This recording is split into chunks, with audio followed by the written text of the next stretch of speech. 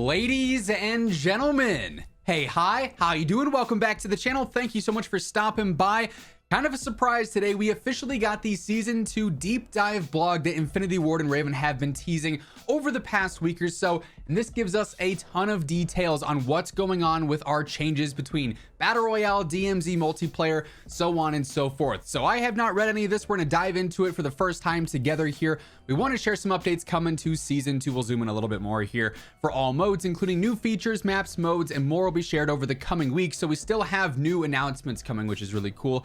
All the changes outlined in this blog will be further detailed with new content in MW2 and Warzone 2 patch notes released prior to the season launch on the 15th. So, global changes, crashes, and stability. We remain dedicated to improving the overall stability and performance of the games, including reduced crashes across all platforms. Expect the Season 2 patch notes to detail further specific bug fixes and changes, so they're going to be working on crashing and updates there, so that's pretty solid. Audio, okay.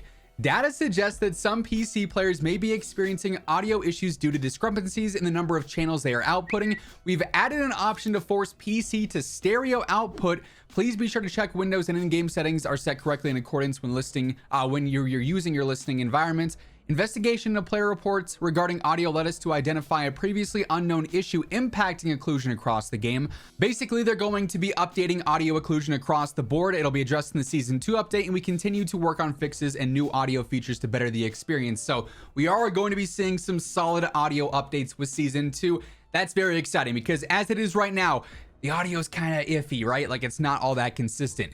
UI, a number of UI updates are coming in Season 2 to improve the overall flow of the menus. These updates include improved navigation and organization of the camo menu, a more polished social tab including improved channel swapping, new My Bundles screen, quick equip items from the Battle Pass in store, reticle previews in store and the Gunsmith, improved clarity of attachment blocking logic in Gunsmith, and more. We've also recently introduced a fix that restored some of the stuff as well.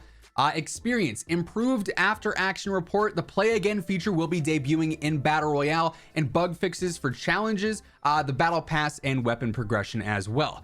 Weapon balance is something we are always analyzing. We'll be balancing weapons for Season 2 just like any other seasonal or mid-season update. Details on weapon balancing can be found in the upcoming Season 2 patch notes. I'm expecting some big changes to some of those top meta weapons like the RPK and the Fennec. Now we get into Battle Royale here and see what's going on with this. The Gulag. 1v1 Gulag will be returning with this. Players will see the return of original Warzone overtime mechanic in place of the Jailer, so the Jailer is going away.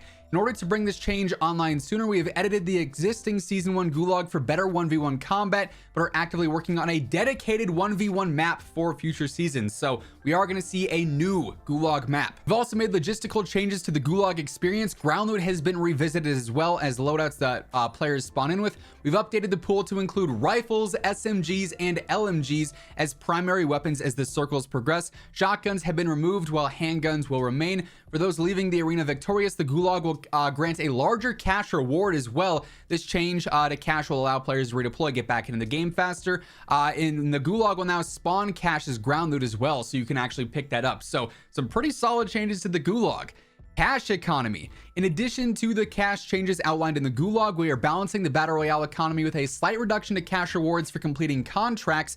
We are increasing the lowest value of cash piles on ground loot to $800 and from cash registers to $500. So there's going to be more cash in the world, but less reward for contract. Cash can be acquired via ground loot containers and white stronghold supply boxes throughout Al Mazrah, but can no longer be found in basic and legendary supply boxes. So that's kind of interesting there. Loot and inventory. We are shifting away from the loot windows and menus to floating loot that'll now drop out of the world just like in Warzone 1. The change is intended to improve the pace. We are excited to see the new backpack system give players the agency to customize their inventory for a desired playstyle or role within a squad. In our continued effort to balance engagements, medium and large backpacks will no longer be available, and eliminated players will drop loot onto the ground rather than loot-filled backpacks. So no more medium and large backpacks whatsoever. I'm pretty surprised by that change.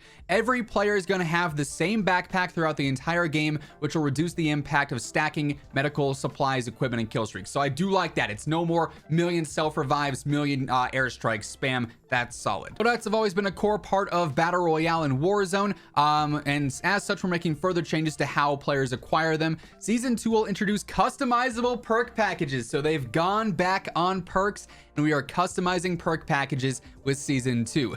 This feature will launch with a slightly reduced pool of available perks, so they're going to take some out, which we may slowly reintroduce over time. That's super interesting. We want to navigate this particular feature carefully. Primary weapons will continue to be available at buy stations, but now at a more affordable price so that players can pursue victory with their most desired weapons. We also remain happy with the introduction of loadout drop markers, though we have taken a careful look at that price point. The price of loadout drop markers has been slightly reduced so that respective squad sizes can acquire those. In addition, on extremely rare occasions, players may find one while looting throughout all Mazrah. A second loadout public drop event has been added, so it's probably going to be the 1st and 5th zones. 1st and 5th zones. I should have just read the rest of the sentence there. So loadouts are basically going back to how they were in Warzone 1 at this point. That's essentially what they're saying there. Additional changes: 3-plate vests. We're continuously evaluating the combat engagements and have decided to make all players start with a 3-plate vest. We're literally just redoing Warzone 1 at this point, it seems like. Varying sizes of vests will no longer exist. This standardization will bring more players reliable feel, so that's really solid as well. By the way, as we are going through this whole blog, which seems to be pretty lengthy, if you guys are new here, every single day I got you covered with all things going on in COD. News, updates, class setups, tips, you name it, it's all right here. So feel free to hit that subscribe button, turn on those post notifications to always stay up to date. And if you guys enjoy this video, if you guys are excited for all these changes, let me know by dropping a like on the video itself. We have made an improvement tweak to movement that should yield better outcomes for players in combat. Players will be able to burst through doors while plating the way they would if they were sprinting. This change includes a slight increase to movement speed while plating, so you can be a little bit more aggressive while plating now. That's solid. Buy stations. In order to make their goods easier to access, we've revamped our approach. Spawn locations have been added and adjusted. Spawns will be static across the map, and loadout drop markers have an unlimited stock at all buy stations. Big changes there too. For strongholds, what are they saying here? We are committed to providing a balanced engagement for players who want to enter strongholds. Season 2 will bring changes to the rewards players receive from strongholds and black sites, as well as additional adjustments to the AI. Then we move into the DMZ updates here. So enemy tuning. In Season 1, the AI were challenging, but the ramp up of the difficulty was often steep, with some players getting overwhelmed. In Season 2, we've introduced a number of balance changes to adjust the types of AI spawning, the number of AI spawning, and the accuracy of the AI. All this should be make for a challenging but manageable play space. So basically they're nerfing the AI bots a little bit. Spawn points. We're tuning some of the infill spawn points for early game experience so that you're not going to spawn right on top of an enemy team as much, basically. Mission difficulty tuning. Data and feedback reinforced the faction mission difficulty ramp up was too aggressive for many players, and that the demanding scale ultimately made it very challenging to unlock the second insured slot. We are adjusting the overall scale of that, so they're going to be challenging but not as difficult, which is nice and solid for that, for getting the second insured slot and the third insured slot. We know crashes are essentially impactful in DMZ. If you lose your items and weapons, that sucks. Addressing these crashes is a priority for Season 2, and we are committed to increasing stability. So hopefully they're also going to add in a reconnect button. That's ultimately what we need to see here.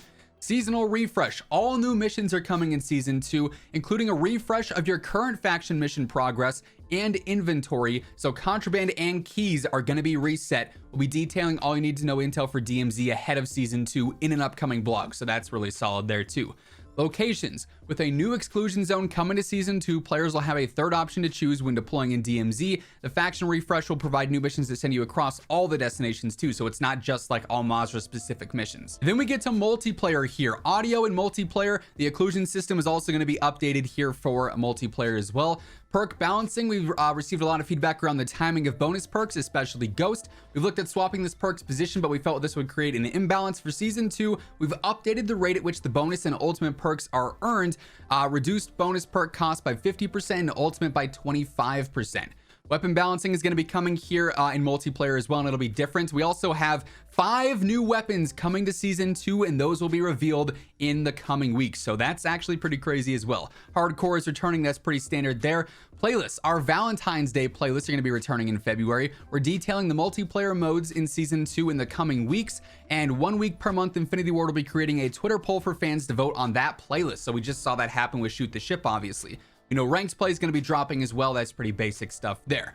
Looking ahead, these are some changes coming in Season 2. We have plenty of content to share. Expect more information on all the brand new maps, including the new small map for Warzone 2 next week, including the return of Resurgence. The full Season 2 announcement blog will be released on February 8th, with upcoming posts from studios, including the patch notes as well. So our next major date to look out for is February 8th for like the roadmap and everything there, but we're going to have more reveals coming up here in the near future. Definitely some very, very exciting stuff with this blog in general. That said, it's going to wrap things up for this one. If you guys enjoyed the video, let me know by dropping a like on it. And if you're new here, feel free to hit that sub button, turn on those post notifications to join the family. But once again, thank you so much for tuning in. And until next time, take it easy, have an awesome rest of your day, and I'll catch you guys later.